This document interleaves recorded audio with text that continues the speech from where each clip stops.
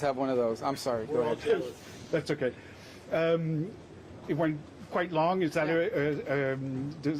does that give the impression that the meeting was tense? And can you give us a sense of what you talked about? We have to translate. You know, translations always take longer and back and forth. Sense of what you talked about. Well, we talked a lot about the visit in September, and that was really the gist of it. It's just to create the groundwork for another positive visit.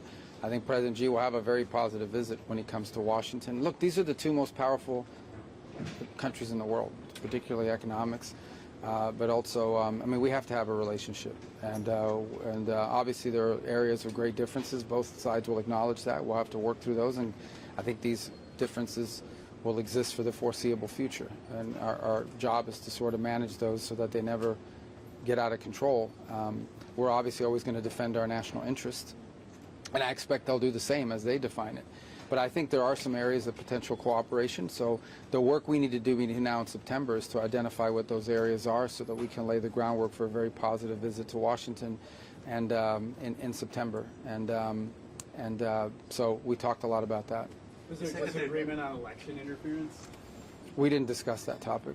Mr. Secretary, are China and Russia giving targeting information to Iran? These last few attacks have been very devastating to U.S. troops. Look, all I would say is that, you know, anytime you're in a combat zone like that, there's danger associated with it. I mean, at the end, this actually proves the point that this is what Iran has been investing its money in for the last 20 years. But are China and Russia giving targeting information? I'm not going to discuss that other than to say that nothing that's happened, nothing that China has done has in any way changed the trajectory of what you're seeing in terms of the conflicts we're having with Iran. And in fact, in some cases, they've actually been quite cooperative. With regards to what they potentially could have done but didn't do. I think the Chinese, and I'll let them tell you, but I don't think they're big fans of what Iran is trying to do in the Straits. In fact, they've said so publicly that they oppose tolling or any sort of restraint on freedom of navigation in the Straits. And, you know, we hope they'll continue to say that, and it's important that other countries say that as well. President Xi was asked a similar question. I'd like to pose it to you. Is the U.S. strategy to strike Iran into submission? And why do you think Iran is not giving in right now? Well, look, the United States is, Iran's in a lot of trouble. I mean, at the end of the day, they obviously don't have a free press that reports on for example, you guys will report on, you know, the impact it's having on the U.S. economy and gas prices and this and that. They don't have that in Iran. But I can tell you they're facing hyperinflation, runaway inflation, high food costs. These were all pre-existing. They've all gotten worse. They've suffered a tremendous amount of damage to their military infrastructure, but they've also spent 20 years taking every penny they have and not spending it on their country.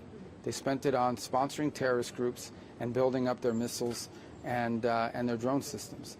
And this is what you're seeing them use now, which is greatly diminished, is exactly the conventional shield that they were going to hide behind to pursue a nuclear program and challenge the world to do anything about it.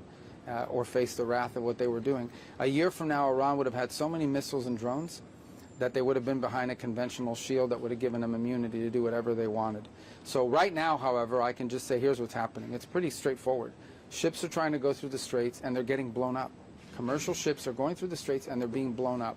The United States is defending that shipping and in addition is targeting the places that are launching against those ships to continue to degrade Iran's ability to target and harm global shipping. So that's what's happening here. And that's what we're focused on. You mentioned this morning that Iran isn't keeping its commitment. So even if MOU is revived, what can be done to yield different results? Well, look, all these things are compliance-based, right? I mean, if you make a deal, if you sign onto an agreement and then you violate the agreement's no longer valid. That doesn't mean you can't have a future agreement, but ultimately that future agreement will have to be judged on whether or not you're complying with the conditions. And that deal called for the opening of the Straits, free and fair navigation. In fact, they were supposed to put out a statement to that regard a week and a half ago. And instead, on the day they were supposed to put out that statement, instead of doing that, they targeted and blew up or hit a ship. So we remain open to diplomacy. We remain open to working it out in a negotiated way. But right now, they don't seem to be serious about that. And so we're going to continue to protect shipping. We think other countries should join us in that endeavor. We don't need them to, but they should, because they're more impacted by it than we are. And at the same time, we are going to, when the opportunity presents itself, degrade their ability to target global shipping. China's been sending its Coast Guard. The what now? China's been sending its Coast Guard in toward Taiwan, doing patrols near Taiwan. I know the U.S. has said this has been destabilizing. Did you raise that with Washington? It always comes up in every one of our meetings because we obviously disagree with those actions. And we actually think that they run contrary to the spirit of what we're trying to work out with them with regards to strategic stability. But the bigger point to make in that regard is that the U.S. will continue to, we're never going to accept that international waterways are somehow under the control of other countries. We'll continue to sail through international waterways and freedom of navigation efforts of that kind, and we'll continue to live up to our commitments, for example, with the Philippines and other countries in terms of the treaty commitments that we have. Again, it speaks to areas of disagreement when it comes to our policies with China. Those need to be managed very carefully because obviously a conflict, be it economic or otherwise, between the U.S. and China would have a dramatic global impact. So the difficult job of geopolitics and foreign policy is managing your differences and not doing anything that runs contrary to our national interests, but at the same time trying to avoid conflict that could lead to something really catastrophic for the world. And I think we have an obligation to do that, which is why it's important for us to continue to talk to China, irrespective of our differences. It's important to, if you go back to the height of the Cold War, even in the height of the Cold War, even in its most tense moments, the United States and the Soviet Union were communicated, at least at a military-to-military level and even at a diplomatic level. And in many ways, that prevented catastrophe. So I'm not saying we're at that stage with China, but what I am saying is it would frankly be reckless and irresponsible for the U.S. and China not to have a relationship, given the impact our countries have on the global economy and on the world. Did you discuss with China, with Minister Wang Yi, the working group, or any more details of the Board of Trade, Board of Investment? Yes, we did. Ideas? We did, and we're moving towards implementation of that, and I think that's one of the potential, concrete deliverables that we can have before September when that visit happens. And again, those are good ideas, and they come in the aftermath of the visit we took to China earlier this year, and so we did discuss that, yes. Russia's Lavrov revealed that he's going to be meeting with you tomorrow. Yeah. If that happens, are you going to press him on Ukraine, or are you simply keeping No, we're going to, I don't know if the term is press him, we're going to talk about it. Obviously, the war in Ukraine, I think, has in many ways impeded the ability of Russia and the United States to find areas of agreement on other topics. That doesn't mean we won't seek to find other areas of potential cooperation. But by the same token, we'd like to see that war come to an end. We think it would be good for Russia if that war came to an end. So we'll raise it. And as I said, the U.S. remains open and willing to play a constructive role in bringing that war to an end if that opportunity presents itself. And it might. We're open to it, to playing that role, because we think right now, and I think the Russians would agree, we're probably the only country in the world that can play that role in trying to bring that to an end. What kind of role is the U.S. playing right now in doing that? I mean, there's still some kind of quiet talks going on, or outreach? Well, I think that you've seen kind of fall off a little bit over the last few months. Perhaps there are now new conditions in place that will allow that conversation to happen. It's one of the things we'll explore tomorrow in our conversation. I saw the Foreign Minister Lavrov last night. Briefly, we didn't talk about any of this, but I saw him last night when he arrived at the opening dinner, and we'll talk more tomorrow. Obviously, to be fair to you guys, I mean, a lot of stuff I'll talk to him about, I'm not going to put in a press release because it undermines the ability to find understandings. But we'll talk about it and see if there's an opening now or an opportunity for us to play a constructive role. But there are other areas that the U.S. and Russia can cooperate on that we, again, going back to the point I made about China, this is very simple. Russia possesses we are the two largest nuclear armed countries on the planet. For us not to talk would be reckless and irresponsible. We have to have a relationship with the Russian government, even though we have areas of disagreement. And in the case of Ukraine, perhaps an opportunity to, if we can play a constructive role, to bring it to an end. So, I'm sure that'll come up tomorrow, there's no doubt. But we'll talk about some other stuff, too. The Wall Street Journal is reporting that President Trump has approved a nuclear deal with Saudi Arabia. Do you have any details on that? Yeah, I'll let the White House officials sort of put out an official statement about anything with regards to that. But I saw the same reporting this morning. But let me let that go through. And I'd prefer it be put out when there is something to say. That we'll say it through official channels. Has the U.S. asked South Korea or other Asian allies to contribute naval assets or something else? We didn't ask them that today. Look, I think it's to their benefit, right? If you look at the region, they heavily depend on oil and natural gas that comes from this part of the world. Now, one of the interesting things you've seen is that the supplies that are reaching many of the countries in the region have begun to change. They're buying more LNG from us than ever before. They're also buying more oil from us than ever before. So I think some of the changes you have seen and where people are getting their energy are going to be permanent after what you've seen here. But nonetheless, the Straits remain an important source of energy for many of the countries in this region. It's about 20% of the global oil that's purchased. So I think we think it'd be to their benefit to participate in an effort. Did you make that ask today in these conversations? We didn't ask directly today, but we've had those conversations with them in the past. Every country has different restrictions on what they need to do in order to authorize that. Some have to get legislative approval. Some can do it unilaterally. Every country is different. But we've certainly raised it with different countries. We don't need them to do it, but we think it would be beneficial if they did. And some of these countries have unique capabilities in terms of mine clearing and things of that nature. So it'd be great if they join the effort, and I think some of them may eventually do so. It's in their interest to do so, but we didn't reach any agreement on that today. Frankly, it wasn't the cornerstone of what our conversations were about. Mr. Secretary, a lot of the ASEAN countries have expressed how terrible the war in Iran is for them when it comes to economically and the energy crunch. But Israel's finance minister sort of struck a tone in a different direction, said that the tit for tat is actually the best possible situation for Israel because it's weakening Iran. Does this show that there are some differences between the United States and Israel when it comes to how they view this war? The United States is trying to end this. For the Israelis, the hostilities continuing is in their benefit? Yeah, look, I can't comment on what one individual in government said in Israel. You know, I can just generally tell you that, by and large, we think that a nuclear-armed Iran is an unacceptable thing. It can't happen. And that's what they were going to do if they hid behind this conventional shield that they were building. And the president just was going to stand by and allow that to happen. Within 2 years, Iran could say, we're breaking out to a nuclear weapon, you can't do anything about it, or we're going to overwhelm you with tens of thousands of drones and missiles, which they were on pace to build. They can't do that now. That certainly weakened them. As far as the impact it's had on the global economy, I mean, Iran is targeting global shipping and international waterway and demanding to control which ships can go and which ones cannot. That just is unacceptable. We're not going to accept that. We're not going to allow that to be the status quo. But ultimately, there are other countries that should feel just as strongly as we do, because they're actually more impacted by it than we are. Did you discuss with Minister Jaishankar, did he raise at all any concern by India about the tariffs announced by the president on generic drug makers? A lot of Americans buy their generic drugs from Indian companies that import. Is that something that came up in your discussions at all? I mean, not with me. I mean, we didn't get into depth on pharmaceuticals today. Obviously, I would expect them to be concerned about it, but they didn't raise it today. But they might have with others in our system, because we obviously deal with the Indians. We're very close to them. So. Mr. Secretary, you and the President have been very blunt in your anti-communist language recently. You put out that recent report on Cuba.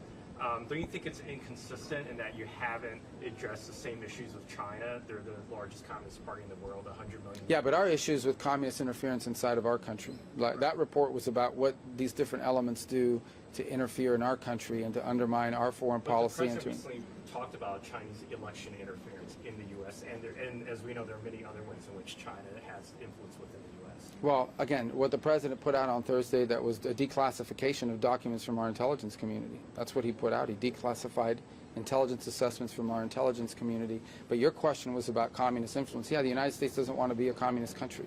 We're never going to be a communist country, and we're not going to allow communist influences to undermine our politics or our society. So I don't know what the inconsistency you're referring to is. It's very clear.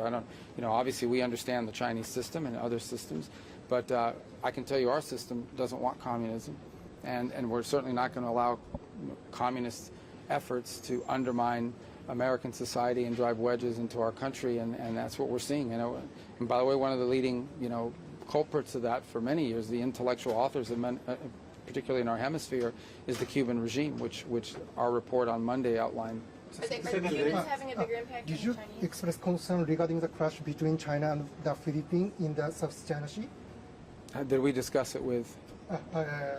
Clash between China and the Philippines in the South China. Oh yeah, it's been a high-profile issue. We've all seen it, and it's a sort of an escalatory thing that we think is very negative, and benefits no one. And obviously, we've reiterated in every meeting we've had that the U.S. has a treaty arrangement with the Philippines. I believe we're the only treaty partner the Philippines has. We intend to live up to our treaty obligations, and I think we've done so, and will continue to do so. With the sense of escalation, how difficult is it to inspire confidence at these meetings, such as the ones you've had today, that the U.S. can bring a quick end to the war in I'm sorry, what was the... Is it difficult to inspire confidence that the U.S. can swiftly and effectively end the war? No, with I Iran? think everybody here understands that the U.S. would love to reach a diplomatic settlement. We would love to reach an agreement if it were possible with Iran that would ensure they never have a nuclear weapon and obviously help stop them. And we'd love to have an agreement where they say we'll no longer sponsor terrorism and we will not pursue a nuclear weapon or the things you need for a nuclear weapon. I think if there's a lack of confidence, is the lack of confidence that the Iranian regime will ever agree to any of those things. That would be the lack of confidence. And the bigger lack of confidence should be that they've already made commitments very recently in a memorandum of understanding and within 2 weeks had violated it. So I think if there's any undermining of confidence, it's confidence that the Iranian system, as it currently is structured, can reach an agreement. And so you wonder whether they're serious about an agreement in the short term. But look, the president always prefers to negotiate and reach a deal on these things.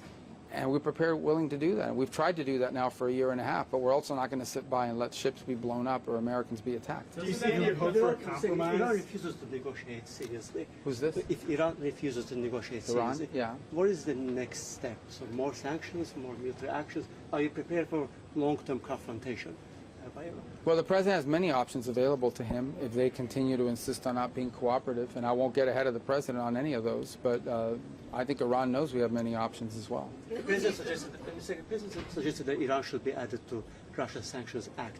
Is this kind of acknowledgement of Moscow-Tehran growing alliance? Of what now? Are you guys acknowledging this growing alliance between the two? Because you're suggesting to add Iran to Russia's Sanctions Act. Oh, I just think the president views as a legislative vehicle that's going to pass in Congress and provides him more authorities to impose higher economic costs on Iran if it's necessary to do so. So I don't think it has. I think it's just a bill that's moving, and it's a sanctions bill, and so it makes sense if you're going to add additional sanctions to do it to that bill. On Cuba, is the goal still creating regime change through economic collapse, or is the military option? I think the goal is to have a Cuba where the people of Cuba can experience prosperity, safety, security, and a better life moving forward. The way Cubans are able to do all over the world when they leave Cuba, and we're prepared to be very realistic about how you do that, and patient about how you get in a serious process that leads to that. And we've engaged them from time to time in that regard, and they know where we stand on that issue, and hopefully that's where it arrives. The fundamental problem Cuba has right now is two things. Number one is their economic system doesn't work because that economic system doesn't exist anywhere else in the world. It's completely backwards. It just doesn't work, and that's why people have to leave that country. And number two, they're no longer getting free oil from Venezuela. That's their biggest problem. They're not getting free oil from Venezuela, which, by the way, they weren't using for their power grid. They were taking about 60% of the free oil they were getting from Venezuela and reselling it for cash. So the biggest problem Cuba has is that their regime is a disaster, their economic model doesn't work, and the people who run the country don't know what the hell they're doing. And all they're most interested in is holding on to power. They are afraid of economic prosperity because they are afraid that economic prosperity and economic liberties they will lose control over people. And that's always been the struggle they faced in recent times. But again, look, just today, we began shipping over $100 million of humanitarian assistance to Cuba, which will be distributed by non-governmental entities on the ground. So, we're willing to engage with them. We've engaged with them in the past. We'll keep talking to them about the kind of changes they can make. But this is 90 miles from our shores. This is a government that has spent, a regime that has spent the better part of 30, 40, 50 years destabilizing the region and the movements that they've supported. And they've lost, 10 to 15% of their population since 2021 because of how mismanaged the country is. We want it to have a better future, and we're prepared to do things that help them get there. But they have to decide they want to do that. The people that are in charge there right now just don't want to do it.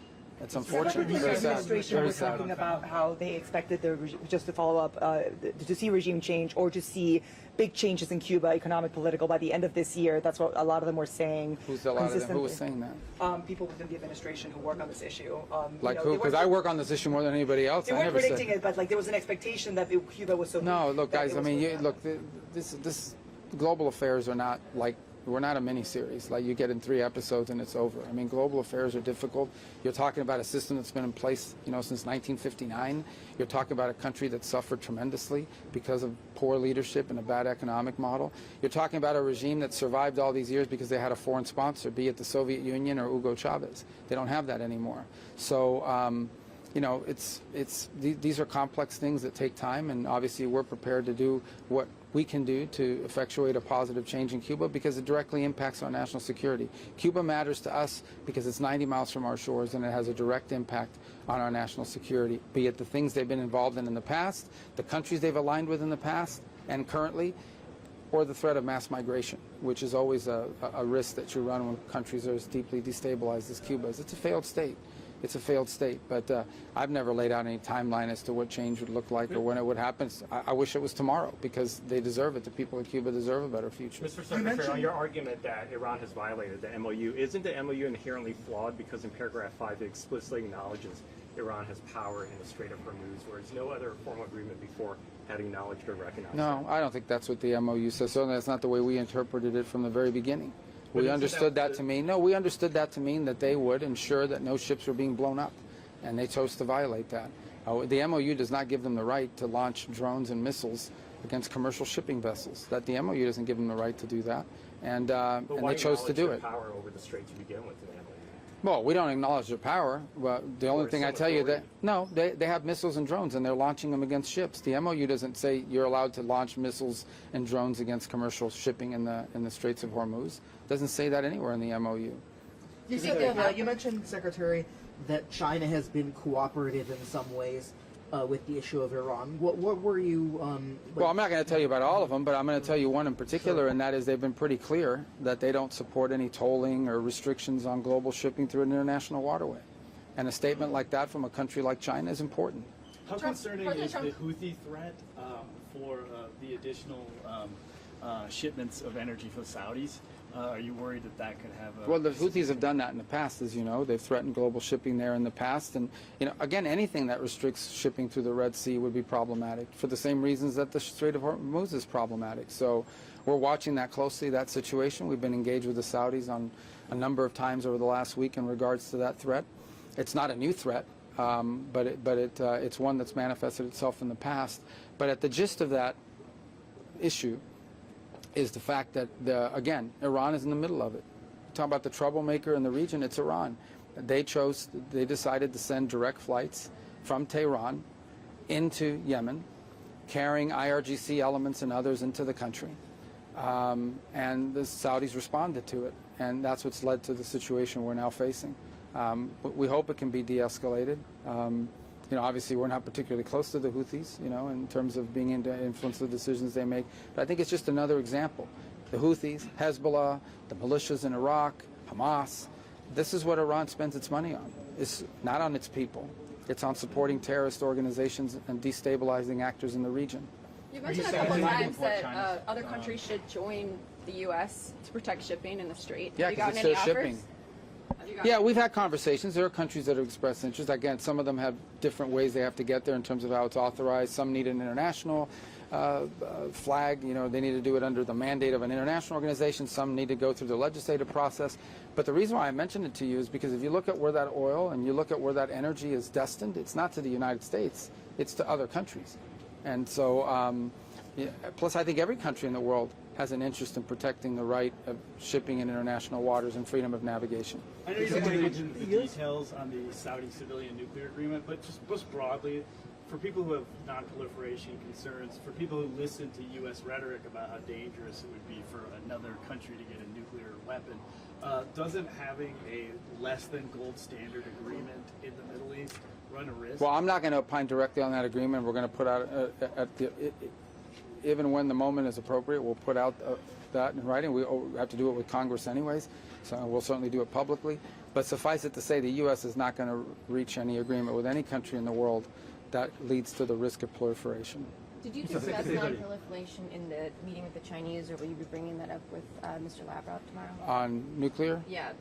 Well, we didn't talk about it this time. We've talked about it in the past, and I think the President's point, and he's right, is in the modern era, if we're going to have a nuclear arms restriction talks and arms control talks, it has to include the Chinese side because they're rapidly building their own nuclear capabilities. I would imagine the Chinese will argue that once they catch up to the U.S. and Russia, then they'll enter these negotiations. But until then, I think that's been their historic argument in the past. But I think the President rightly points out that in the 21st century, if you're going to have true arms control, it has to be tri-party. It has to be the U.S., Russia, but also China. But we didn't discuss it Are you today. satisfied with what China's been doing on the fentanyl issue? It was the basis for a lot of tariffs that appear to be, they keep getting struck down. Well, we continue to talk to them about that issue, and obviously I think we've made some progress. Some of the commitments that they made in earlier this year, they've begun to live by. Others remain a work in progress, and I know that as recently as today, our law enforcement is visiting China, and we've had their law enforcement come to Washington earlier in the year. So we remain engaged with them, and ultimately we think in the long term this poses a threat to China as well. So I would hope that they would have an interest in being cooperative, because in the end these same elements that are shipping fentanyl precursors all over the world will eventually do the same, if they're not doing it already, inside of China and their neighboring countries. So it's a work in progress, but I think we've made some progress on that front, but not entirely where we need to be. You met with Japanese foreign minister. Yes. And China has been its economic and military pressure on Japan. So how do you see the worsening of Japan-China relationship? How do you see how do you view the worsening? Oh, the worsening, yeah. So look, I mean, obviously we're very close to Japan. We understand what they're facing right now. They're facing, real restrictions, export controls, and all sorts of things. And obviously, you talked about some of the aggressive measures that have been taken. It's a troubling trend. I don't think that China-Japan relations are at their high point right now. We're very close to Japan. We have treaty obligations with Japan. We have deep history of cooperation with Japan, and that's going to continue. But we see it with concern. After securing 1 American's release from Iran last week, can Americans expect more detainees to come home, including colored? I think they should all be home. I'm not going to predict or prognosticate what others we may see released, but we would like to see them all the wrongfully detained people released, not just from Iran, but all over the world. But it'll always be a priority in our conversations, even when those restart. How's that channel working? There's so much hostilities, literally, between Iran and the United States. Yet you Which channel? The channel to get wrongfully detained people out. Obviously, just bore some success. How is that happening amidst this warfare going on? Yeah, I mean, look, I think that's a valid point. We were fortunate to see one instance in which one person who shouldn't have been there should not have been held there was released. We'd like to see more. It's a feature of our conversation with them. It would obviously be easier to have that conversation if some of these other things weren't ongoing. But I think the fact that we're even detained to begin with speaks volumes as to the nature of the regime that we're dealing with. But yeah, I mean, it's not the most productive moment for it, but we're very fortunate and blessed that lady got out, because she never should have been held in the first place. Mr. Secretary, is there anything you can tell us about the pending U.S. arms sale to Taiwan? I'm sorry? Well, there was one late last year, and the other one continues to be under review. As I said, we had the largest single sale ever in December. So it's not like nothing has happened, but there's a second pending sale that's been notified to Congress, but it's still undergoing a review internally. Why is that under review? Your State Department. Well, there's a lot of reasons. I know, but there's a lot of reasons why arms are under review, and that includes, we have to look at our own stockpiles. We have to look at the availability of whatever it is we're promising to do. As you know, there's a huge effort on our part to restart our defense industrial base and restart its ability to produce. People ask this all the time. I mean, we made very extensive sales and have continued to make sales, for example, to Ukraine. And before that, we gave them to Ukraine. So all these things have an impact, and we do have our own domestic needs that have to be balanced with whatever commitments we make to other countries. So it would be normal for a large sale to be reviewed in that context. One of the Tate brothers' lawyers mentioned you by name. I know one of the Tate brothers' lawyers mentioned you by name. Do you plan to get involved with the extradition challenge that they have been? Mention me by name? Yes. Oh. Yeah. No, look, that extraditions, I don't know the details of this particular case. I've been overseas, but I mean, I know who you're talking about. I just don't know the details of it. These cases have a process that they go through in the courts. My understanding is that they're involved in that judicial process. And so that'll play itself out at this point. And there's no role for us to play at this moment, or maybe ever, in that regard. But I'm not going to opine on something that's still working through a legal process. Is the U.S. trying to get Syria involved in fighting Hezbollah? Hold on. Go ahead. Is the U.S. trying to get Syria involved in fighting Hezbollah, as the president has suggested? Well, the Syrian authorities are not big fans of Hezbollah. But what we've encouraged Syria to do is to focus on its own internal challenges that it has in sort of building a nation state. They still face pretty substantial challenges and threats from within. I mean, ISIS remains a threat there. There are other areas of cooperation. As you know, we've removed them from the list of state sponsors of terrorism, which we hope will lead to the sort of economic revival that the country desperately needs. Syria is a country that has a history of different communities for many, many years living alongside one another in peace. Sunni, Shia, Christian. I mean, it's a country, the Kurds, and but they have a huge project on their hands in that regard, and so we've encouraged them to focus on that. But we understand the threat that Hezbollah. I mean, Hezbollah is an enemy of this new government in Syria, and they, in many ways, will seek to undermine that government over time. And one of the best things Syria can do to secure its future is to secure their border with Lebanon, so that we don't have weapons and arms coming back and forth across that border in an effort to destabilize Syria. What were you asking? You know, many national security advisors have put their stamp on the NSC bureaucracy, Scowcroft model, large models during the Obama administration. How do you want to be remembered for the stamp that you're putting on this? Are you streamlining things? The NSC works for the president, and so the stamp we want to have is the stamp any NSC director should have. It's not my stamp. The NSC is there to serve the president, and each president will have different requirements for what they want the NSC's role to be. And so, to the extent I want a legacy with regards to the NSC, it is an NSC that was responsive to the needs of this particular administration and this president's style of leadership. He's very hands-on, he's very involved, and our job at the NSC is to coordinate the interagency to execute on the president's policies. And that's how I view the NSC. That's the way it should always be. Does it still have its convening power, or has Sure, it been happens every day. depopulated so much that other agencies are starting to... I think the NSC was way too large to begin with. 400, 300 people. We don't need 300 people in the NSC to coordinate the interagency. That's why you have career people and others at the State Department and at Treasury and at Energy and at the Department of War and in the intelligence agencies. And the job of the NSC is to coordinate the interagency so that it's executing on the president's foreign policy and developing options through the interagency.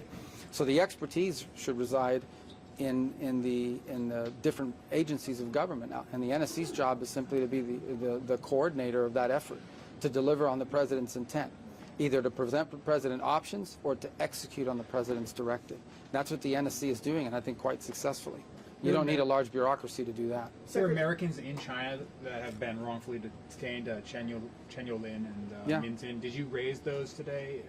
Well, we always raise the case of Americans, and we do so outside of these meetings as well. And we do so through the embassy. We do it through multiple engagements. Do you expect that China should release them ahead we want them to. part of the meeting? Well, we want them to. I won't precondition the meeting in September other to say that we raise these issues every time, and we raise it not just, I mean, we raise it all the time. I mean, we raise it through the embassy. We raise it through every engagement we have. Those are always a priority, and we've had good news in the past and hope to have some good news in the future. Secretary, all right, guys. Wrongfully detained. He mentioned Min Zin, but who? Min Zin, who was arrested right after the summit, right after the Trump. The scientist? No, not the scientist. He was a researcher. Yeah, the research on geologists. Not geologists. He was researching Myanmar, and he was arrested in Yunnan province. But has he been classified as wrongfully detained by the State Department? I don't believe so yet. Okay. But again, we have a process we go through to make those determinations. That doesn't mean he won't be. That process has to work its way through. What's the overall approach, Secretary, to Myanmar and to potentially re-engaging with the junta there or cooperating on issues like rare earths? What's the position or the approach of the Trump administration towards Myanmar and re-engagement with the government? Yeah, no. Well, I don't have any announcement for you on that today. It's a policy that we're still developing in many ways. Obviously, there's some conditions that have been shifting with regards to Myanmar or Burma over the last few months that we're keeping an eye on and see if there's opportunities to engage. Obviously, we still have many concerns about some of the things that have happened in that country historically and in the past. And there also remains the question of how receptive and open they are to a different relationship with the United States as well. So these things are still being worked on, but I don't have any announcement on that today other than, they were here and they were present today, and I'm glad they were here, and I said that in our forum. But it's not a place we have a long history of engagement in recent times. So if an opportunity presents itself to do something that serves our national interests, we'll explore it. But there's still some work to be done in that regard. Okay, guys. Can you confirm thanks. that the White House will be announcing a nuclear deal with Saudi Arabia today? I don't have any news for you on that today, but maybe later today, once Washington wakes up, or if there is an announcement, I promise you'll know about it.